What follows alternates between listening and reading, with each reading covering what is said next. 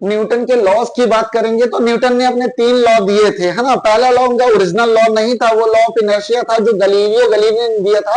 फिर फेमस हो गया न्यूटन, तो भैया न्यूटन के नाम से चल गया। ओरिजिनल जो लॉ है वो भैया दिया है किसने, गलीलियो गलीली ने। पहला लॉ, पहला लॉ क्या है, एक ऑब्जेक्ट तब तक रेस्ट में रहेगा या फिर तब तक मोशन में रहेगा जब तक एक्सटर्नल फोर्स ना लगाया जाए। कहने का मतलब यही है कि आप तब तक सोते रहोगे जब तक आपको मम्मी आके जगा ना दे।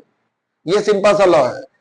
एक ऑब्जेक्ट तब तक रेस्ट या मोशन में रहेगा जब तक कोई एक्सटर्नल फोर्स ना लगाया जाए, ये न्यूटन का पहला लॉ है। दूसरा लॉ क्या है, फोर्स किसी भी ऑब्जेक्ट पे आप लगा रहे हो वो डायरेक्टली प्रोपोर्शनल होगा rate of change of momentum के।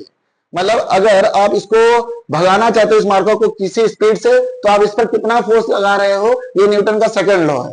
थर्ड लॉ क्या है, every action has equal and opposite reaction. मतलब आप जितनी जोर से किसी को मारोगे उतनी जोर से आपको लगेगा, लेकिन आप बोलोगे हाथ को तो लगा ही नहीं।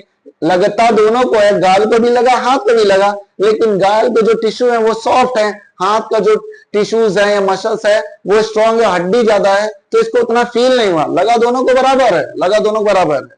तो यही न्यूटन का थर्ड लॉ है, every action has equal and opposite reaction.